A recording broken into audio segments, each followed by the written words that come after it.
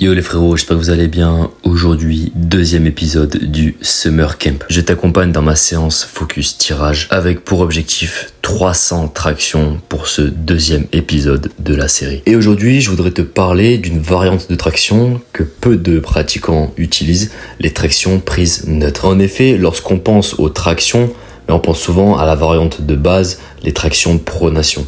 Et aussi des fois, quelques-uns vont faire des tractions supination, mais selon moi, il n'y a pas assez de pratiquants de street ou de mecs qui veulent transformer leur physique qui utilisent les tractions prises neutres. Alors qu'en réalité, c'est un véritable banger et il y a énormément d'avantages à utiliser cette variante si tu veux un dos et des biceps stratosphériques. Tout d'abord, ce que j'aime bien sur cette variante de traction, c'est qu'elle n'est pas super dure à réaliser. Donc que tu sois débutant ou alors tu sois un petit peu cramé dans ta séance et que tu veux simplement ajouter plus de volume, tu peux basculer sur des tractions de prise neutre, car en fait, comparé à des tractions de prise pronation, tu vas moins charger au niveau des avant-bras et au niveau du grip, qui peut être un facteur limitant lorsque tu arrives à un gros volume dans ta séance. Les avant-bras, ça reste un muscle relativement petit, ce qui fait qu'ils sont beaucoup plus faibles que ton dos et tes biceps. C'est pour ça que dans mes programmes de street, j'aime bien toujours commencer par des tractions de prise pronation, parce que selon moi, c'est la variante de traction la plus dure, sans parler des variantes à un bras, etc. Et ensuite, quand je commence vraiment à fatiguer au niveau des avant-bras, je switch sur des tractions prises neutres ou alors des tractions prises supination. Donc voilà, déjà on a le premier avantage qui fait que c'est une variante beaucoup plus facile, donc plus adaptée pour les débutants qui n'arrivent pas forcément à avoir des tractions de pronation vraiment propres et strictes.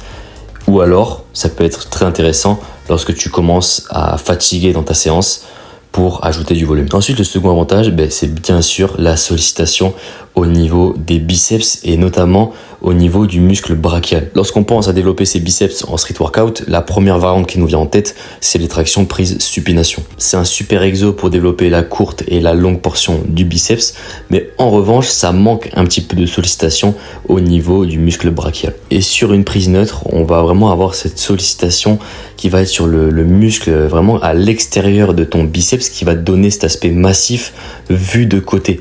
C'est-à-dire que vu de face, la longue et la courte portion, c'est ce qu'on voit le plus, mais sur le côté, c'est vraiment le brachial qui va faire la différence. Et ça, mec, ça fait la différence. C'est-à-dire que, je sais pas, t'es tranquille, posé sur ton téléphone, en train d'attendre le bus, et il y a une femme qui est à ta gauche ou à ta droite, la première chose qu'elle va voir, mec, c'est ton énorme brachial qui est surdéveloppé parce que tu spammes les tractions prises neutres. Non, les gars, plus sérieusement, ça peut vraiment faire la différence parce que les mecs de la muscu, ils font beaucoup de curl marteau, ils font beaucoup de curl à la corde, etc. Ce qui fait qu'ils développent cette partie de leur biceps. Mais les gars du street, ils font souvent beaucoup de traction prise pronation, beaucoup de traction prise supination, mais pas assez de traction prise neutre. C'est vraiment sous-coté comme exercice, on a tendance vraiment à l'oublier, alors que c'est un véritable game changer, mec. Et comme je te disais précédemment, tu peux mettre beaucoup de volume sur cet exercice parce que tu vas pas être limité par ton grip, tu vas pas être limité par tes avant-bras qui sont congestionnés. C'est uniquement tes biceps et ton dos qui vont tirer et c'est des muscles relativement forts et endurants. Les biceps, c'est très endurant. Le dos, c'est un gros muscle, c'est quand même un muscle très fort. Ce qui fait que tu vas pouvoir mettre beaucoup de volume, donc créer énormément de stress mécanique et derrière de grosses adaptations et tu vas littéralement exploser tes gros biceps, mec. Et après, le troisième avantage, c'est qu'il existe deux variantes de cette propre variante. Donc tu vois, tu as deux variantes dans la même variante. C'est énorme, ça. C'est-à-dire que tu peux le faire en prise relativement serrée, où tu vas, en gros, t'agripper aux deux barres les plus proches, mais tu peux aussi laisser une barre entre deux barres, donc du coup t'agripper sur l'espace de 3 barres, comme je le fais là, ce qui va te permettre d'accentuer le travail sur tes dorsaux.